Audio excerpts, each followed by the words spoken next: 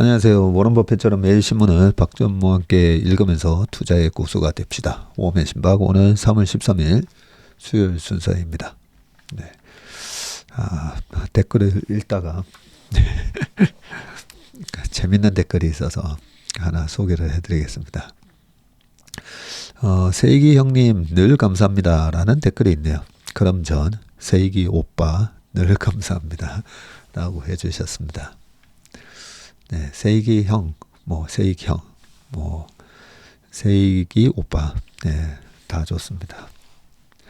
그냥 박전무, 박 대표 이러는 것보다는요, 세익 삼촌 이런 것도 괜찮고요.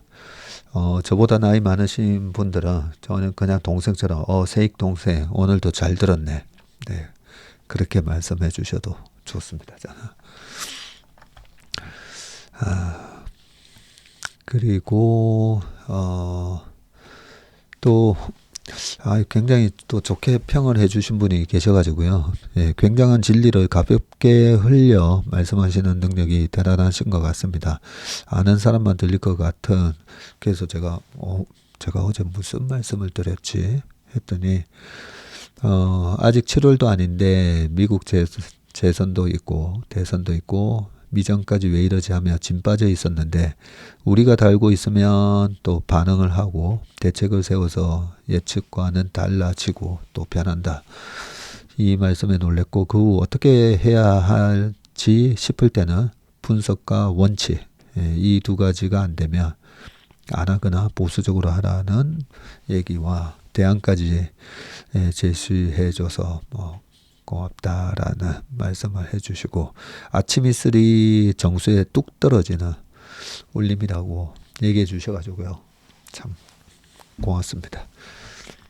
항상 이 댓글을 읽을 때마다 매일 신문을 이렇게 읽어드리는데 제가 요즘 시간도 50분 이러다 보니까 너무 시간을 많이 빼앗는 건 아닌가 이런 마음도 늘 있거든요. 보면 그런 마음도 있는데 이렇게 좋게 평가를 해 주셔가지고 대단히 감사합니다.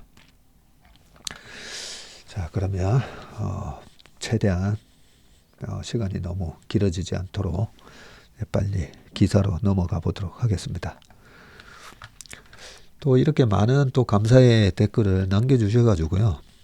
저도 매일 이렇게 신문을 읽고 신문 기사를 발췌하기 위해서 오늘은 전자신문이니까요. 그 전자신문의 헤드라인을 다 읽게 되거든요. 헤드라인 다 읽고 클릭해보고 그 중에서 한 12개, 15개 중에 이렇게 6개를 추리는 거기 때문에 덕분에 저도 꼼꼼하게 신문을 읽게 됐습니다. 그리고 읽어드릴 때 초집중을 해서 읽거든요. 읽던 와중에 막 잡생각도 많이 납니다. 아마 난독증이 있다고 얘기하셨던 분들이 아마 같은 증상을 아마 많이 겪으셨을 건데 신문을 읽다 보면 자꾸 잡생각이 나가지고 눈은 계속 읽었는데 내가 어디까지 읽었지? 무슨 생각을 하고 있었지? 하면서 다시 돌아가고 그걸 여러 번 반복하시는 경우도 아마 많으실 겁니다.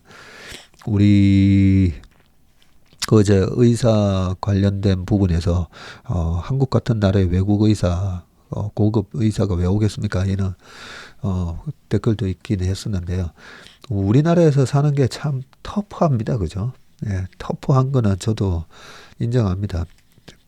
우리가 한국에 있다가 저도 유학 때문에 미국에 좀 가 있을 때만 보면 굉장히 삶이 좀 심플해지고 좀 나를 위한 시간을 많이 가질 수가 있잖아요. 네, 그런 면에 비해서 한국 사회가 참 여러 이 공동체와 내가 살아가는 이것저것 엄청 많습니다. 고등학교 모임부터 대학교 모임뿐만 아니라 또 경조사 챙겨야 되는 것도 있죠. 여러 가지 또 인구 밀도가 또 높았고 그동안의 역사 자체가 하도 외침이 많다 보니까 이 생존에 대한 본능도 다른 어느 나라 국민보다도 높고 그러다 보니까 좀 치열하게 사는 그런 부분이 있어서 아무래도 이 치열한 삶 때문에 책이나 신문을 읽을 때 여러 가지 잡생각이 많이 나게 되어 있다고 생각합니다. 그래서 저도 참 재밌게 신문이나 이런 거 읽다가도 관심 분야가 아닌데 억지로 바이오 읽어야지 이렇게 읽다 보면 잘 안 읽힙니다. 예.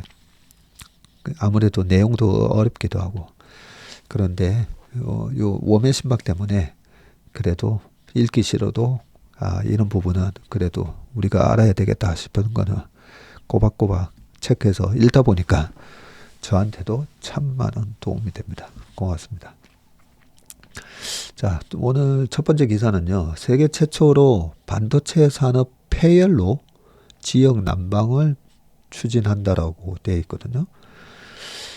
반도체 제조 공정에서 나오는 산업 폐열을 난방 용도로 공급하는 저탄소 친환경 에너지 수급 모델 시범 사업이 연내 시작된다고 하고요. 반도체 폐열을 난방에 재활용하는 것은 세계 최초다라고 합니다. 산업통상자원부가 12일 삼성전자의 화성 캠퍼스에서 한국지역난방공사와 삼성전자 DS 부문과 함께 이 같은 계획을 담은 반도체 집단 에너지 산업 간 에너지 이용 효율화 및 저탄소화 협약을 체결했다고 밝혔고요. 그동안 삼성전자의 반도체 생산 과정에서 발생하는 온수 일부가 추가적인 쓰임 없이 버려졌다면서 한난이 이를 지역 난방 및 산업 공정을 위한 열을 만드는 데 활용하는 것이라고 했네요. 한난과 한국지역난방공사를 이제 줄여서 한난. 네. 한난과 삼성전자는 반도체 공정에서 발생하는 산업 폐열을 집단 에너지로 회수해서 난방과 급탕, 공정열로 재활용할 계획이라고 하고요. 이를 위해서 히트펌프를 이용해서 반도체 생산 공장에서 발생하는 폐열 방류수 온도를 올려 지역 난방 열원으로 활용하는 신기술 적용 시범 사업을 연내 착수하기로 했네요. 아울러 장기적으로는 평택, 용인, 반도체 클러스터 등 반도체 산업시설과 배후 도시에 안정적으로 열을 공급하기 위한 열원 다양화와 저탄소화에도 협력할 예정이라고 합니다. 양사는 이번 협약으로 반도체 산업과 집단에너지 부문의 온실가스 배출을 줄이는 것은 물론 열 생산에 필요한 액화 천연가스, LNG 비용을 절감할 것으로 기대를 했고요. 또 폐열 관련 지역 민원도 해소할 수 있을 것으로 봤다. 여러 가지 꼭 먹고 알 먹고 가재 잡고 도랑치고 그런 셈이다, 그죠? 현재 에너지 절약 시설 설치 융자 사업과 온실가스 감축 설비 보조금 지원 사업, 산업단지 에너지 자급 인프라 구축 사업 등으로 산업부는 열회수 및 이용 설비 등에 대한 투자를 지원하고 있다네요. 수소 발전 입찰 시장에서 부생열 활용 시 가점을 부여하고 에너지 관리 기준 운영 등으로 열거래 활성화에 힘을 쏟는다고 합니다. 최남호 산업부 2차관은 이번 협력 사업은 에너지 효율을 높이고 온실가스를 감축하는 데 의미가 있다면서 정부도 데이터 기반 열거래 확산과 열회수 기술 R&D 및 사업화 지원 등 정책적 지원을 아끼지 않겠다고 밝혔네요. 한편 최근 해외에서 기업의 열거래와 미활용, 열활용 사례가 증가하는 추세인데 해외에서도 이런 사례가 증가하고 있군요. 덴마크의 오덴세 산단에 있는 메타는 5만 평방미터 규모 데이터 센터 열을 인근 지역 난방을 위한 열원으로 공급을 한다네요. 이 데이터 센터에서 열이 엄청나게 나온다고 하니까 그죠.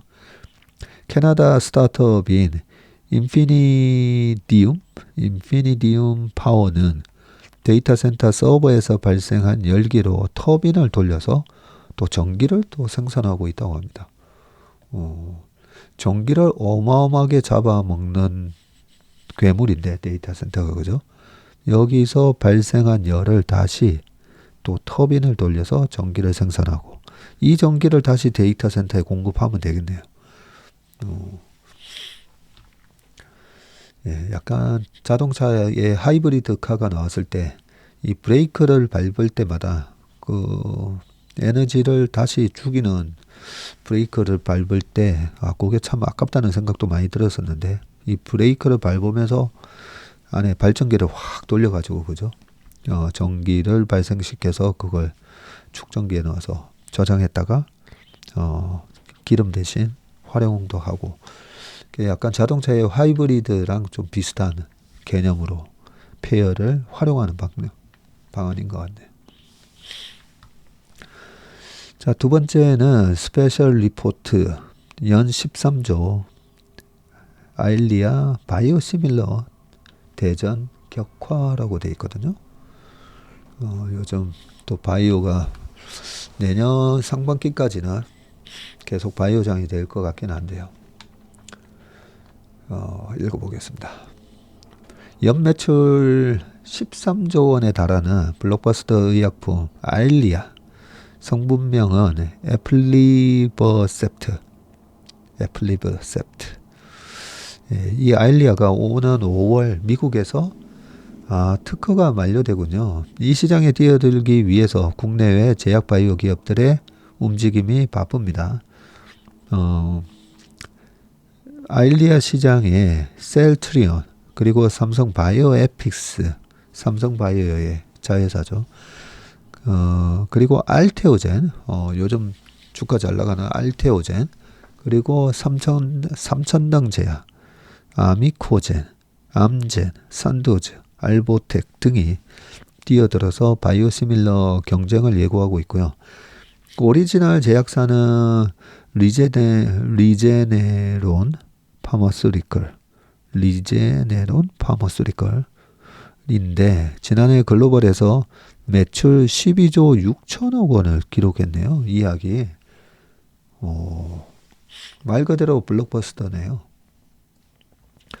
자, 아일리아는 황반 변성이나 황반 부종에 사용되는 안과 질환 치료제입니다. 미국 리제네론과 독일 바이엘이 공동 개발했고요. 기전은 황반 주변에 노폐물이 쌓이지 않도록 신생 혈관 생성을 차단하는 것이라고 하고요. 자, 황반 변성이 뭔지 바로 또 밑에 나오네요. 안구 망막, 네, 중심부, 네, 그 신경 조직인 황반의 노화와 염증 등으로 인해서 시력에 장애가 생기는 질환으로 심할 경우 실명을 유발할 수가 있고요. 황반 변성 환자는 고령화 추세로 지속 증가하고 있고요. 글로벌 데이터에 따르면 세계 주요 국가의 황반 변성 관련 시장 규모는 21년에 74억 달러에서 31년이 되면 275억 달러까지 성장할 것으로 전망이 된다고 합니다. 21년 기준으로 한 우리나라 돈으로 9조 시장인데 31년 되면 이게 30조 시장이 넘게 되네요. 한 32, 3조 되니까 하고 36, 한 4배 이상 증가한다 그죠? 그 예전에 황반 변성 관련된 회사에 이제 투자를 한 기억이 있어가지고요. 이 시신경 빛이 이렇게 들어오면 이 망막에 빛이 들어와서 그걸 인식을 해가지고 우리가 눈이 보이는 건데 그 망막 중심부 신경 조직인 이 황반도 결국은 나이가 들면서 노화가 됐고요. 노화가 되면 60세 이상에서는 황반 변성이 발생할 확률이 그때 당시에 10분의 1, 10%라고 제가 봤었고요. 그리고 당뇨병, 당뇨병성 환방 변성도 있습니다. 이 당뇨병 때문에 부작용이 이게 피가 끈적끈적해지면서 혈액순환이 좀 잘 안 되다 보니까 이 심장에서 제일 멀리 있는 발가락부터 뭐 썩기 시작하고 뭐 그런 부분도 있잖아요. 근데 이 눈 망막이나 안구 안에도 보면 가는 실핏줄들이 많지 않습니까? 그죠? 그래서 이 망막과 이 황반의 혈액 순환이 잘 안 되면서 거기가 또 망가지게 되고 거기에 여기 찌꺼기라고 아까 노폐물이라고 돼 있는데 그게 드루젠이라고 단어가 있었는데요. 이 드루젠 노폐물이 쌓이게 되면 결국 나중에 우리가 눈에 시야에 까만 점이 생기기 시작하더라고요. 까만 점이 생기기 시작하면서 그게 이래 커지면서 심할 경우에는 완전히 실명할 수 있다라고 되어 있고요. 옛날에 그러고 보니까 이휘재 씨가 10년 전에 이 황반변성 진단을 받았었다라고 들었던 기억이 나는데 그러고 보니까 요즘 이휘재 씨가 안 보이네. 제가 TV를 안 봐서 못 봤을 수도 있고요. 네, 그래서 당뇨병성 환방변성이 10분의 1이고 노령화되면서 이 노화되면서 생기는 황반변성이 3분의 1이었던 것 같네요. 제가 바꿔서 얘기했던 것 같은데 아무튼 이 황반이 변성이 아주 좀 무서운 그런 안과 질환이다라고 보시면 됩니다. 자, 그 전 세계가 지금 노령화되고 있으니까 그죠? 우리나라뿐만 아니라 옆에 또 15억 인구 중국도 빠르게 지금 노령화되고 있습니다. 그래서 이 황반변성 관련 시장은 74억 달러에서 270억 달러까지 성장한다고 되어 있는데 그 시장 전망은 저는 충분히 이게 합리적인 전망이라고 생각을 합니다. 자, 셀트리온은 지난해 한국식품의약품안전처, 미국 FDA와 유럽에는 EMA, 유럽의약품청에 아일리아 바이오시밀러 CT P42 품목 허가 신청을 마쳤네요. 셀트리온은 체코, 헝가리, 폴란드, 스페인 등 총 13개국에서도 당뇨병성 황반 부종 환자 348명을 대상으로 진행한 임상 3상에서 오리지널 의약품 대비해서 동등성 및 유사성을 확인한 바 있다고 합니다. 셀트리온은 이 P42가 허가를 획득을 하면 앞서 출시된 자가 면역 질환 그리고 항암제에 이어서 안과 질환 등 다양한 질환으로 포트폴리오를 확대해서 경쟁력을 확보할 것으로 기대하고 있다고 하네요. 이거 읽다 보니까 또 막 옛날에 셀트리온이 주가가 또 날아갔던 경우가 과거에 코로나 때도 있었지만 그 전에 2017년도 하반기에 주가가 날아갔었는데요. 그때 처음에는 신라젠이 치고 올라가고 나중에는 셀트리온이 그때 당시에 서정진 회장께서 공매도에 대한 전쟁을 선포를 하고 그러면서 코스닥에서 코스피 이전 상장을 추진을 했던 게 그때였던 것 같은데요. 그런 것까지 맞물리면서 셀트리온이 2017년 말에 불을 뿜게 됩니다. 그랬던 주가가 한번 올라가면 세게 올라가는 그런 특성이 있어가지고 이번에도 올 하반기나 내년 초에 셀트리온이 마지막 불을 뿜으면서 혹시나 주가가 올라가려나 방금 그 생각이 잠깐 들었고요. 그동안에 셀트리온 주가를 억눌렀던 가장 큰 악재 중에 하나가 저는 그 합병이라고 했었잖아요.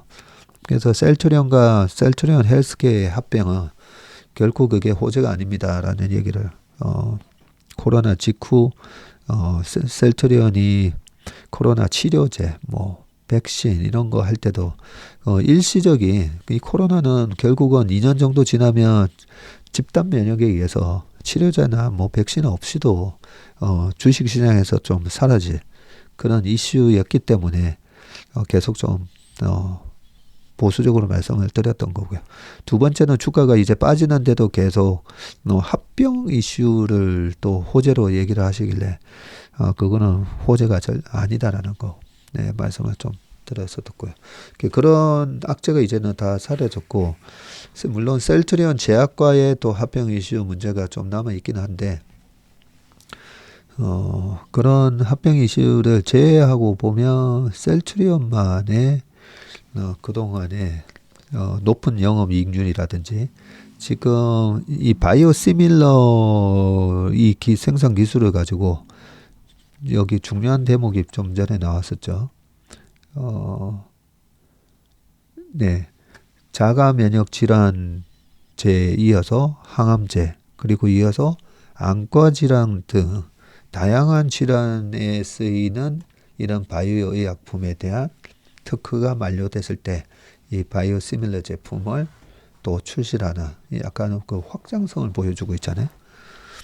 그런 면에서는 셀트리온이 우리나라를 또 대표하는 하나의 저는 위대한 그룹 중에 하나라고는 생각합니다. 자, 요 정도까지 하고 좀 더 읽어보겠습니다. 그리고 그 셀트리온 공장 바로 옆에 삼성바이오가 있고 삼성바이오 에픽스가 있죠. 자, 삼성바이오 에픽스는 지난달 시각처에서 국내 최초의 안과 질환 치료제 알리아의 바이오시밀러 아필리브의 품목 허가를 획득을 했네요. 글로벌 시장에서 블록버스터 황반변성 치료제 2종이 있는데 하나가 알리아고 하나가 제가 알고 있었던 루센티스. 네, 이 루센티스도 황반변성 치료제고 이 약을 여기 눈에다가 이 주사 형식으로 네, 투입을 한다고 그러더라고요. 바이오시밀러 제품을 동시에 보유하고 있는데 이 두 가지 치료제 두 종의 바이오시밀러를 삼성바이오 에픽스가 보유하고 있군요. 국내에서는 삼일제약과 협업을 해서 양사의 개발, 판매 시너지를 고도화할 계획이고요. 삼성바이오에픽스는 2020년 6월부터 22년 3월까지 미국, 한국 등 10개국에서 습성 연령 관련 황반변성 환자 449명을 대상으로 아일리아 바이오시밀러 임상 3상을 진행을 했었네요. 지난해 4월 미국 시력안과 학회 연례 학술대회에서 임상 3상 최종 데이터를 공개했고요. 미국과 유럽 등 주요국에서 허가도 신청을 했습니다. 다만 정확한 허가 신청 시기 등은 공개하지 않는다는 방침이라고 합니다. 네. 자, 삼천당 제약은 지난해 말 아일리아의 이 시밀러 SCD 삼천당 제약이니까 SCD-411의 바이알 및 프리필스 시린지 PFS 두 제품을 동시에 국내에 허가 신청을 했네요. 또 SCD-411 유럽 5개국 독점 판매권 및 공급 계약을 체결을 했다고 하고요. 유럽 5개국 계약권의 예상 매출 규모가 최소 1조 5천억 원을 넘어설 것으로 기대된다고 밝혔네요. 삼천당 제약은 프리필드 시린지 특허 회피 성공과 유럽 특허 만료 직후 첫 번째 바이오시밀러로 진출이 가능하다는 파트너사 판단에 따른 것이라고 설명을 했습니다. 알테오전은 올해 상반기 내로 알트 L9 글로벌 임상 3상을 마칠 예정인데 현재 자회사인 알토스 바이오로직스가 임상을 진행하고 있다고 하고요. 올해 글로벌 12개국에 품목 허가 신청을 하고 오는 25년에 출시가 목표라고 합니다. 아미코제는 관계사 로피바이오가 미국 FDA에 알리아 바이오시밀러 RBS 001 임상 3상 시험 계획을 제출했네요. 로피바이오는 지난해 12월 국내 식약처에 3상 계획을 제출했고 올해 1월에는 EMA에 임상시험 신청을 완료한 바 있다고 하네요. 3상 계획이 승인될 경우에는 로피바이오는 습성 연령 관련 황반 변성이 있는 환자를 대상으로 RBS 001과 알리아 간 유효성, 안전성, 그리고 내약성 및 면역 원성을 비교 평가할 계획이라고 합니다. 한국, 유럽, 미국 순차적으로 2분기 내에 시험 계획이 승인될 것으로 회사는 기대했고요. 3상 완료 시점은 2025년 12월이 목표입니다. 한편 리제네로는 지난해 11월 셀트리온과 삼성바이오 에피스를 상대로 알리아 특허 침해 소송을 제기했었네요. 오리지널 개발사와 국내 바이오시밀러 개발사 간 대립의 우려가 커지고 있는데 향후 미국 사법부 결정에 따라서 알리아 바이오시밀러 개발 기업들의 글로벌 시장 진출 과정에 어려움이 생길 수도 있다고 합니다. 특허가 만료되기 때문에 이런 시밀러를 개발을 해서 할 건데 어떤 이유로 특허 침해 소송을 했는지 모르겠네요. 네. 근데 미국 사법부에서는 어떤 판단을 내릴까? 이 부분이 중요한데, 그죠? 예전에 오바마 케어 이러면서 사실 이 바이오시밀러 시장이 굉장히 커질 수가 있었던 이유 중에 하나도 우리나라도 건보 재정 관련해서 얘기가 많지만 미국도 항상 보면 이 의료보험이라든지 그런 부분에 재정이 항상 부족하다 보니까 그러기 위해서는 약가를 인하시킬 수밖에 없잖아요. 약가를 인하시키는 방법 중에 가장 좋은 방법 중에 하나가 특허가 만료된 약을 이 바이오시밀러 회사들이 그 카피약을 만드는 거죠. 네, 카피약을 만들고 오리지널보다는 카피약이기 때문에 좀 망설여질 수가 있거든요. 네, 그랬을 때 그 바이오시밀러를 하는 회사는 가격을 최소 30에서 많이는 50% 이상 싸게 공급을 할 수 있다 보니까 미국 정부 입장에서도 여러 가지 메디케어나 이런 부분을 있어서 재정적인 부담 때문에 바이오시밀러 이런 쪽을 많이 이렇게 걔도 육성을 하려고 하는 걸로 알고 있거든요. 그래서 이 사법부가 이 바이오시밀러 개발 기업에 아주 결정타를 먹이는 그런 판결은 하지 않지 않을까. 네, 그런 생각이 듭니다. 또 우리 시청자, 구독자 여러분들 중에서는 또 의사분들도 계시고 약사분들도 계시니까요. 그쪽에 종사하시는 분들께서는 제가 좀 잘 모르니까 혹시 추가 코멘트 해주실 거 있으시면 댓글 남겨주시면 감사하겠습니다. 자, 그 다음에는요, 또 스페셜 리포트인데 세계 1위 비만약의 특허가 또 풀린다고 하네요. 세계 1위 비만약. 요즘 비만약 때문에 난리였는데, 그죠? 자, 올해 글로벌 바이오시밀러 시장에서 주목받는 오리지널 의약품은 단연 덴마크계 제약사 노보노디스크의 블록버스터 비만 치료제인 싹센다. 싹센다가 작년에 주가 때문에 싹센다라는 게 있구나.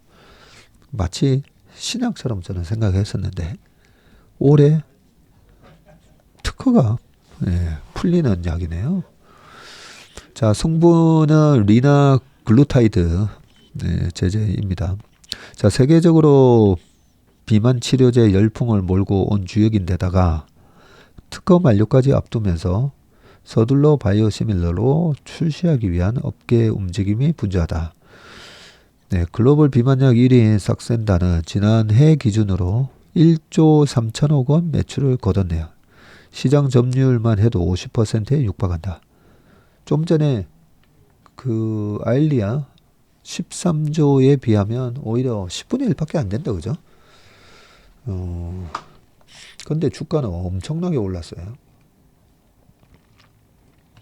자, 삭센다의 주성분이 리나글루타이드는 췌장에서 인슐린 분비를 증가시키고 위에서 음식물의 배출을 지연시키면서 식욕을 억제하는 이 GLP-1 글루카곤 유사 펩타이드 1 계열 유사체로 노보노디스크는 2017년 미국 FDA 품목 허가를 받았었네요.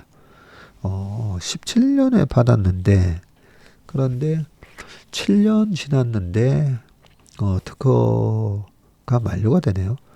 보통 신약이 나오면 거의 뭐 한 15년 이상 특허가 되는 걸로 알고 있었는데, 자, 연내 미국과 유럽에서 물질 특허가 만료된다고 합니다. 네. 이러면 올해 상반기 중에 미국에서 먼저 삭센다 바이오시밀러가 출시될 가능성이 높고요. 비아트리스 그리고 테바, 노바티스 등 글로벌 제약사 세 곳이 노보노디스크와 특허 소송 끝에 올해 바이오시밀러 출시를 합의했기 때문이라고 하네요.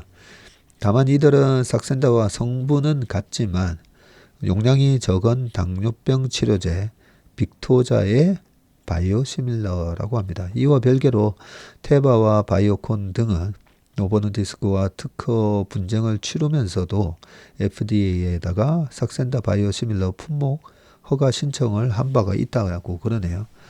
자, 국내에서는 펩진 그리고 대봉 LS 등이 삭센다 위고비 등과 성분이 같은 GLP-1 RA 계열 비만 치료 바이오시밀러 개발을 진행 중이라고 하네요.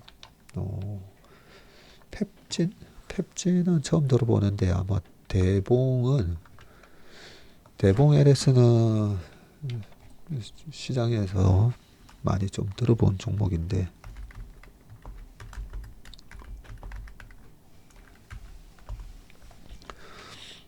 시가총액 1289억 시가총액이 낮네요. 근데 3일 전에 주가가 상한가 갔었네요. 3월 11일 날 상한가 갔었는데 최근에 기사 나온 건 없네요. 보니까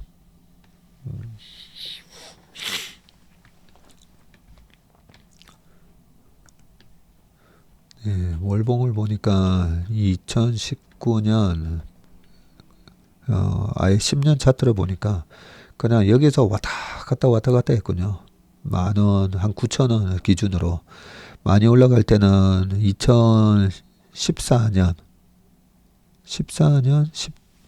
요때 한 18,000원 갔다가 코로나 때는 3월 달에 그때 우리 시장이 저점 찍던 때 그때는 4,000원까지 갔다가 또 14,000원 갔다가 8,000원 갔다가 왔다 갔다 여기서 왔다 갔다 하는 주식이네요.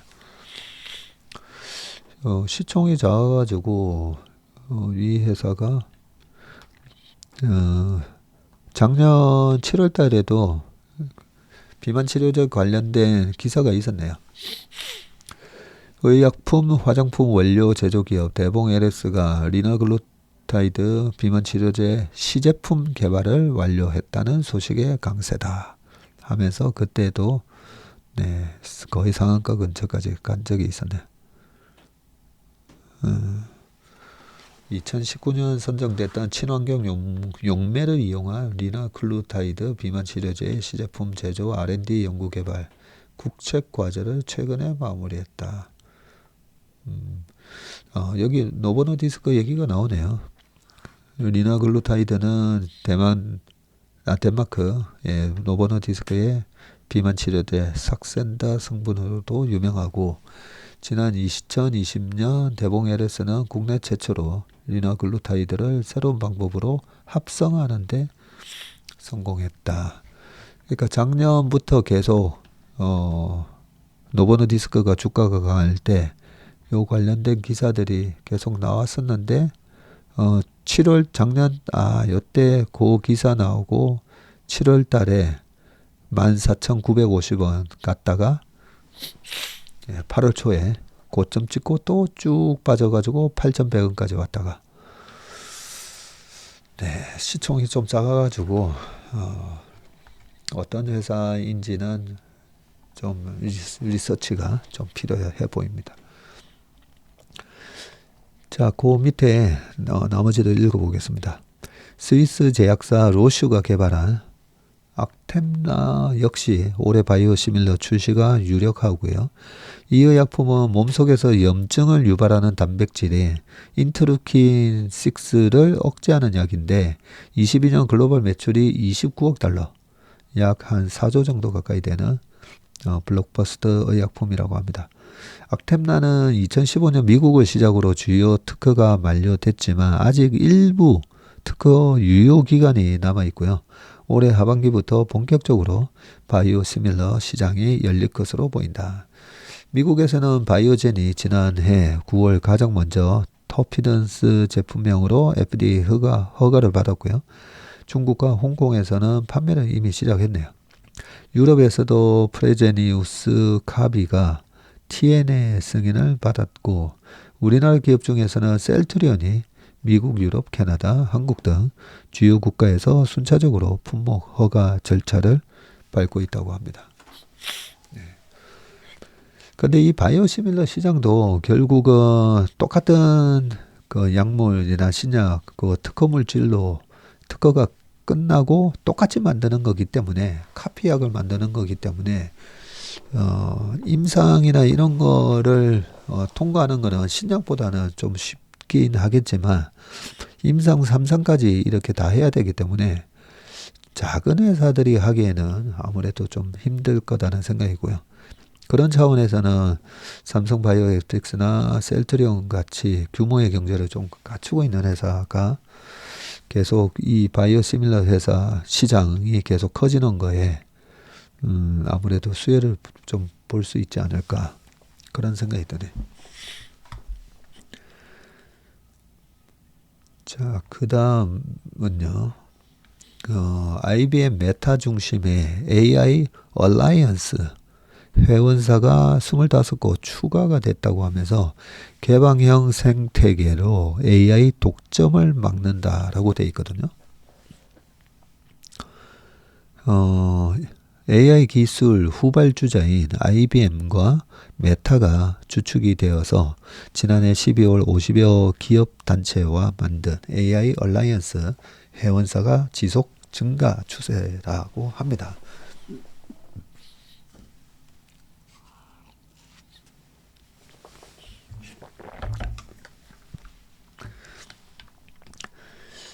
그러고 보니까 오늘 아침에 채슬리 모닝 브리프에서 오라클 기업 분석을 하면서 미국의 52주 신고가 중에 IBM이 또 이렇게 슬그머니 52주 신고가에 들어와 있더라고요.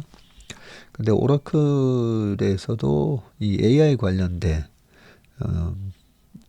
부분 때문에 오라클의 클라우드 매출이 앞으로 50% 이상 증가할 거다. 이것 때문에 어젯밤에 급등을 했었는데 이와 비슷한 피어 그룹 중에서 그러면 IBM도 혹시나 뭐 이런 생각이 좀 드는데요. 그래서 공부를 좀 해봐야 되겠다 생각을 했었는데 이 IBM을 중심으로 한 AI 얼라이언스 요 기사가 또 있어서 가져왔습니다. 자, 우버, 스노우플레이크, 데이터브릭스 그리고 히타치 등이 합류하면서 2달 만에 75개 이상 글로벌 기업 단체가 모였고요. AI 얼라이언스는 누구나 AI 기술을 활용할 수 있는 개방형 AI 생태계를 구축하는 게 목적이고요. AI 기술로 얻는 혜택이 글로벌 대기업에 집중되면 모두가 공평한 혜택을 누릴 수가 없고 모든 조직이 AI 기술을 접목해서 발전하고 사회 전체에 AI 기술 혜택을 공유할 수 있는 환경을 조성하는 게 AI 얼라이언스의 목표다라고 합니다. 이 얼라이언스는 마이크로소프트, 오픈 AI를 필두로 한 AI 선도 기업 추격에 나선다. 개발자, 과학자, 학술기관, 기업들의 자원과 지식을 공유해서 일반 조직에서도 AI 기술을 쉽게 도입할 수 있도록 하는 플랫폼을 제공할 계획이고요. 그리고 실무 그룹으로 AI 안전과 신뢰 툴링, AI 정책 옹호 부문을 조직을 했다고 합니다. AI 안전과 신뢰 툴링 부문은 AI 모델과 애플리케이션을 테스트하기 위한 벤치마킹 기능을 구축을 하고 민감한 데이터에 대한 탐지, 모델 품질과 사이버 보안 위협 등을 평가할 수 있는 최신 기술을 제공한다네요. AI 정책 옹호 부문은 주요 정책 관련해서 AI 얼라이언스 회원사 의견을 공유하고 정책 기반자에게 AI 생태계 목소리를 전달한다고 합니다.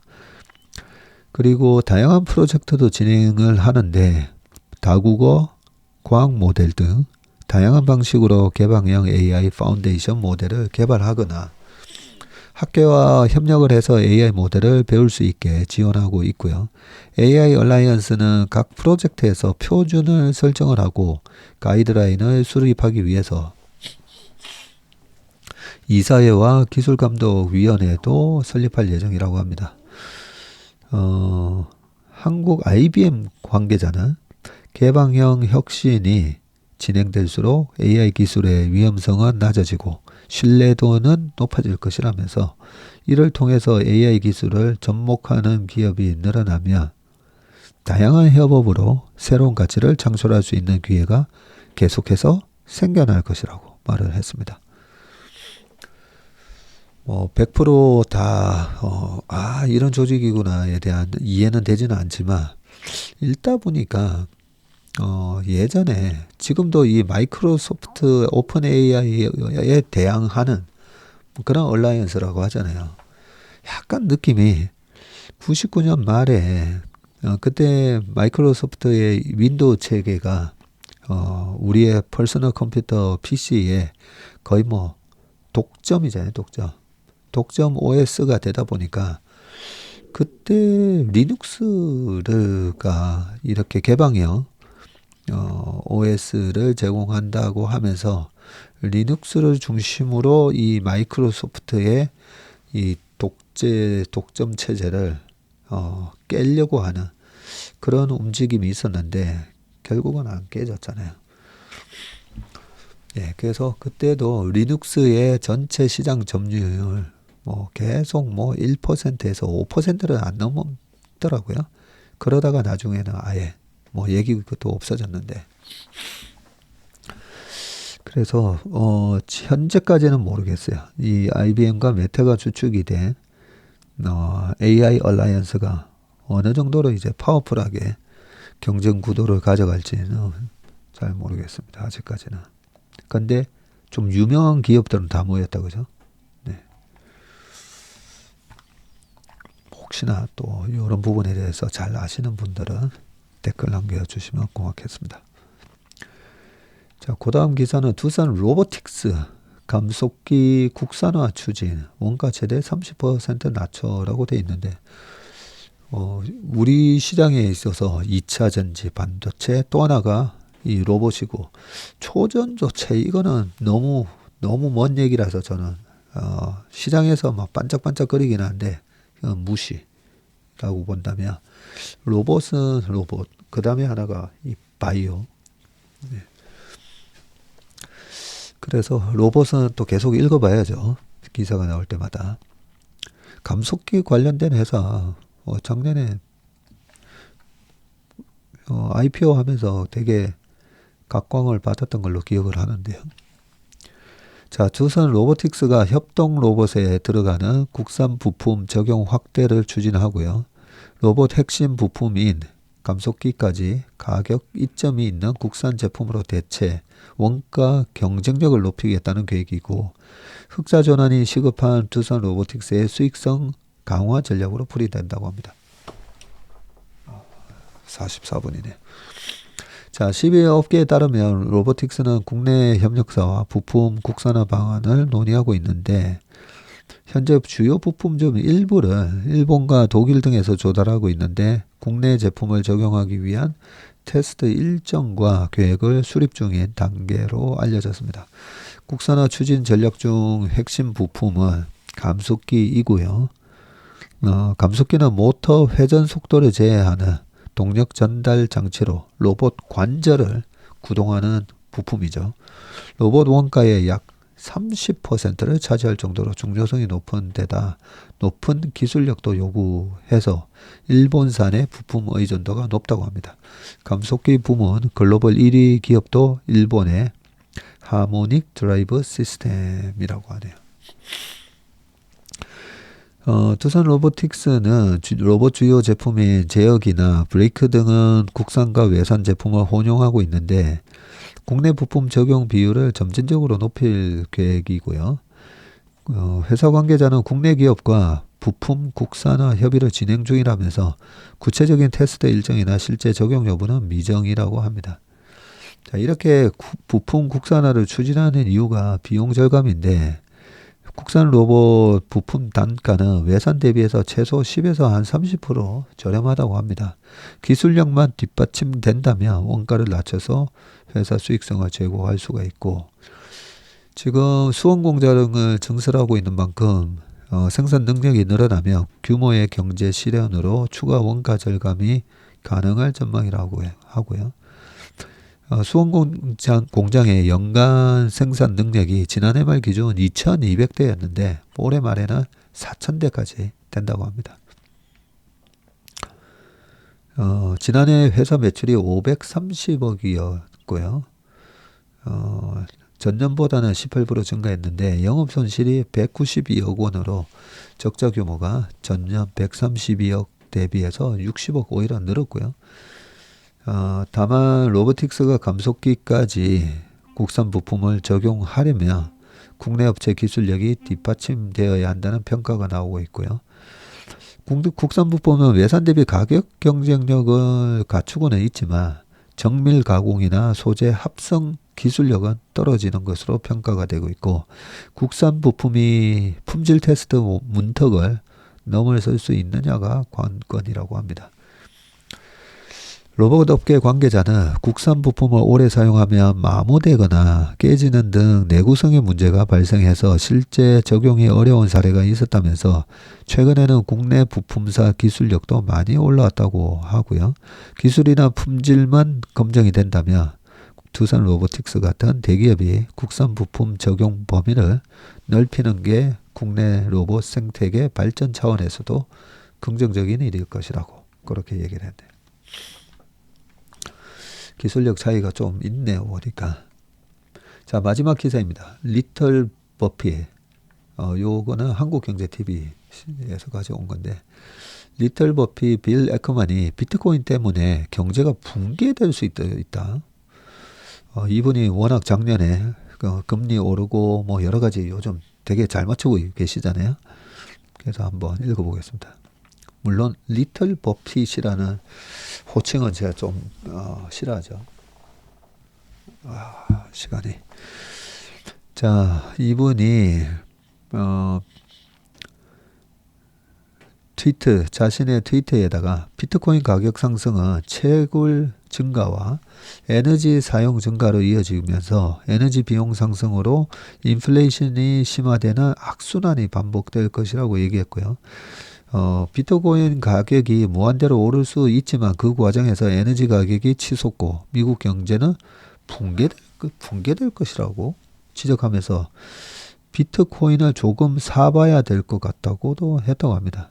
다만 해당 시나리오가 정반대로 작용할 가능성도 있다고 덧붙였는데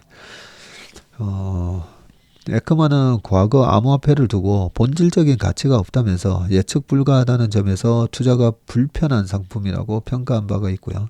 한편 에크만은 비트코인 발언을 두고 월가에서 대표적인 비트코인 강세론자로 알려진 마이클 셀러 마이크로 스트래티지 회장이 반박하고 나섰는데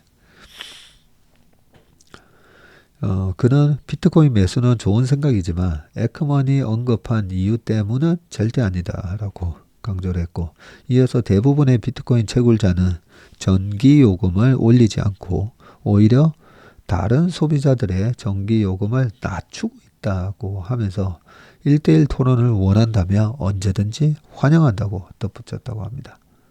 네. 아무래도 마이크로 스트래티지가 비트코인을 가장 많이 갖고 있는 회사 1등이었다가 최근에 블랙락이 많이 사면서 블랙락이 1등으로 바뀌었던가 2등이던가 뭐 그렇죠. 근데 그 정도 많이 비트코인을 샀으면 아무래도 에크먼보다는 훨씬 많이 알고 있겠죠. 네. 그 제목은 타이틀은 뭐 무시무시한데 그 밑에 어떤 로직이나 그 어떤 논리인지는 안 적혀 있어가지고 그죠? 뭐 잘 모르겠습니다. 네. 네, 오늘 웜의 신박은 여기까지 하겠습니다. 오늘 하루도 행복하고 건강한 하루 되시길 바라겠습니다. 고맙습니다.